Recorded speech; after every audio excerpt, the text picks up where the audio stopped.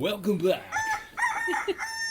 Welcome to another exciting episode of Wake Up Calls with Todd Goodwin and Gina Goodwin, board certified hypnotists and master NLP practitioners. We are Goodwin Hypnosis, and we have these conversations with you to help increase your self-awareness and to address the kind of challenges that people around the country, around the world, we've had a few people write to us internationally, and to help you understand yourself better so that you can treat yourself and other people with more compassion, more respect, and live healthier, more fulfilling lives. So you can learn more about what we do and the help we offer to people maybe like you when you visit goodwinhypnosis.com. And if you have any questions, comments, feedback, or topics you'd like us to address on Wake Up Calls, please send an email to wakeupcalls@goodwinhypnosis.com. So or Gina, also, sorry to interrupt, or to add on to what you were saying, if you have an interesting story, share a story you might have regarding that, maybe a story you were reminded of, or if it's somebody you know, and share it with us. I know I like reading those. It always inspires me. So today's topic is, it's not what you're eating, it's what's eating you. And I love that, because that alone right there sparks such a curiosity. I remember Todd said that to me once years ago when I couldn't stop eating chocolate. He's like, what's really bothering you, Gina? It's not about the chocolate. It's not that you've gained 5 pounds or anything like that, or your skin's breaking out and that's why you're upset. And that just drove me to eat more of it, because now I was unhappy with how I was looking and feeling physically.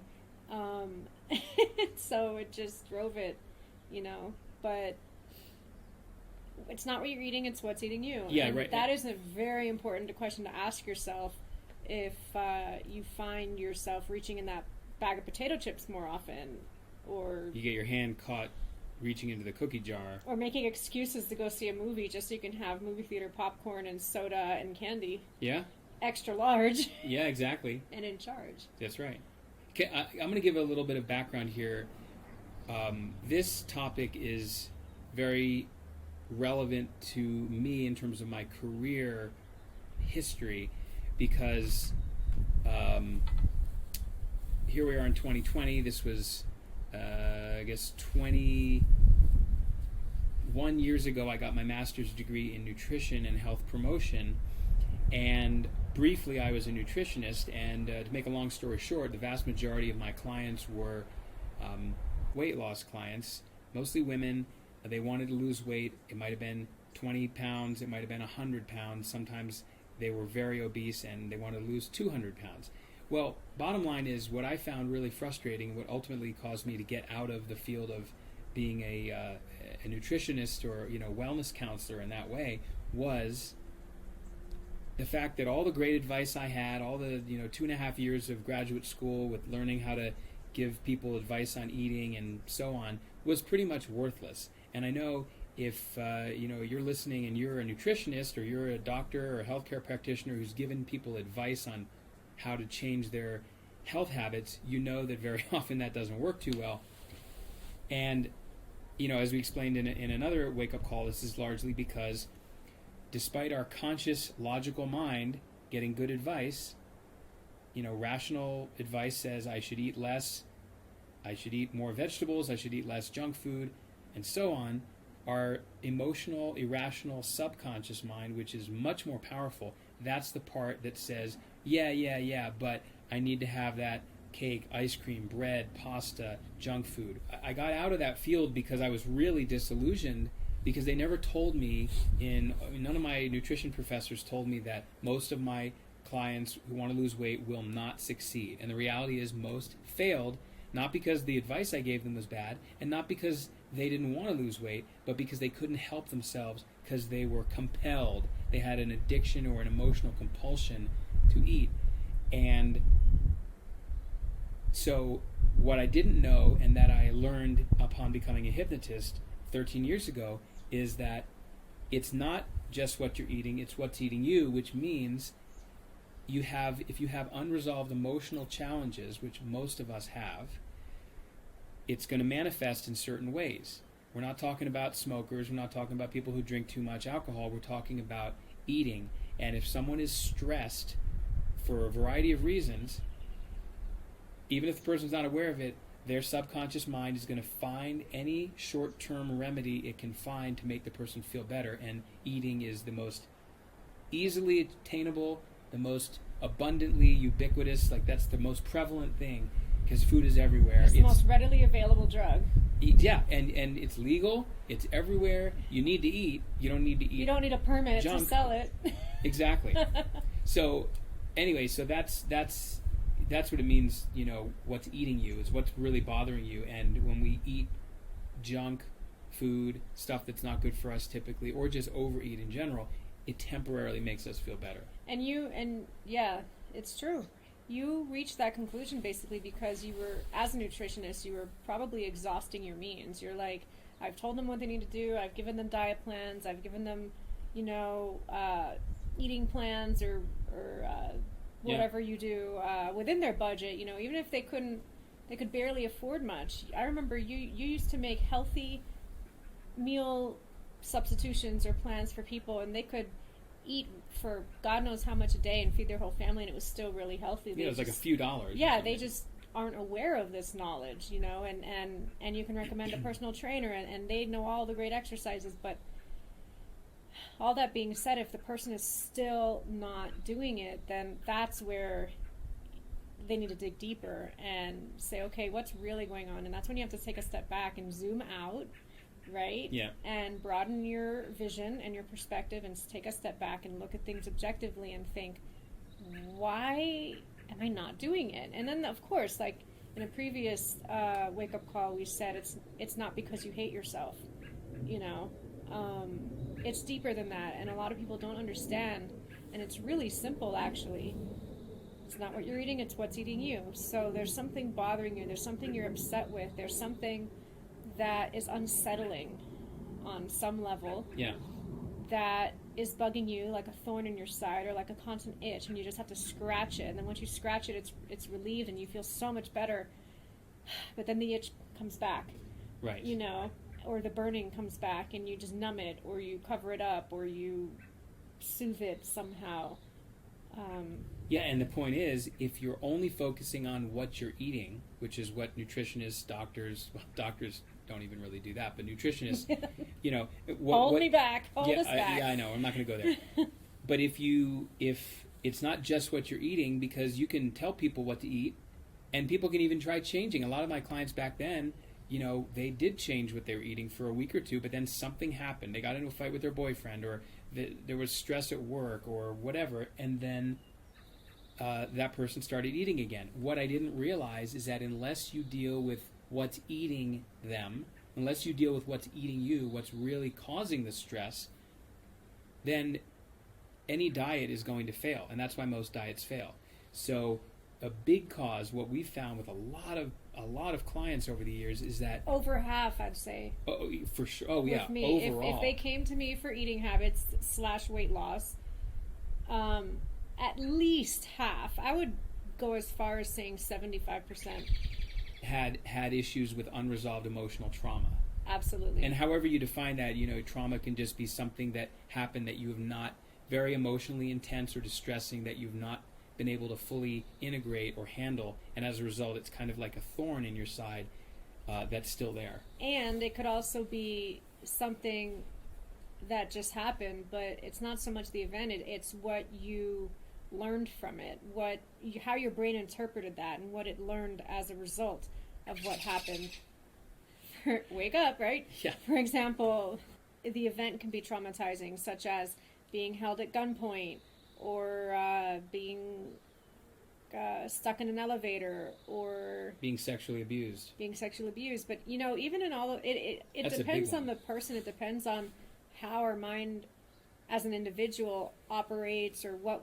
Really, it comes down to what we're really sensitive to. I've been stuck in elevators several times in my life, and I have absolutely no fear of elevators, no claustrophobia as far as I know. But then again, I know someone who got stuck once and became claustrophobic. So it all depends what we're sensitive to.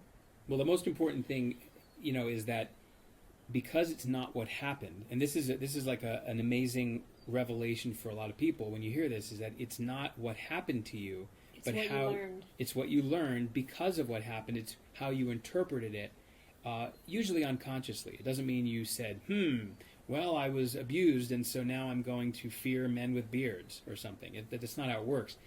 Some people have what we might think of as traumatic experiences and have no lasting damage from it, although the vast majority that I'm aware of do have lasting damage. However, it's important to realize we can't change the past, because what happened happened. What we can change is your perception of the past, your perception of the event, and shift your perception of it so that it's no longer emotionally harmful.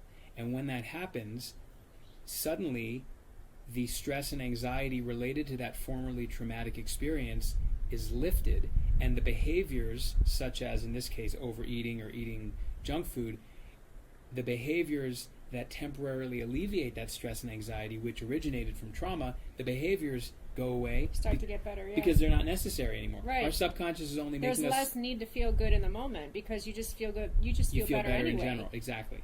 So there, the quote need to reach for junk food or chocolate or candy or pasta or fried food or whatever it is, just decreases, and it happens naturally.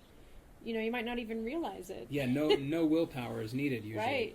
Right. Boy, I wish I had known that. Well, if I had known this as a nutritionist and had these skills, then I would have been a hypnotist nutritionist, because most nutritionists and doctors and personal trainers and nurses and all these people that make a living out of giving good advice don't understand how the subconscious works, and they don't have the skill set that you and I fortunately have gained to help people shift their internal programming. Real quickly, I just want to mention a couple clients that give a perfect example of this situation about it's not just what you're eating, it's what's eating you. One was a young woman who was, I think, about 30 when I met her, and she must have been 350 pounds. I mean, she was easily 200 pounds overweight. And what happened with her is when she was 12, she was molested or sexually abused, actually by a physician. Her mom was present, and her mom did nothing to stop it, and they never talked about it afterwards. The details of her story are not really relevant, but the reality is several years later she started putting on weight, because she was eating more, up until when I met her, and she had failed every diet and attempt to lose weight. And really it was the emotional trauma of being molested and the resentment that she felt towards her mom for not being there for her and protecting her. And I told her, I said, actually, this should be very simple and straightforward. Basically, we didn't even focus in terms of the hypnosis sessions on eating habits. Initially, it was really all just changing the way she perceived of that memory and that experience, and getting to where she could forgive her mom and herself and the doctor and the experience, and accept it as just a part of her life, and find empowering interpretations from that.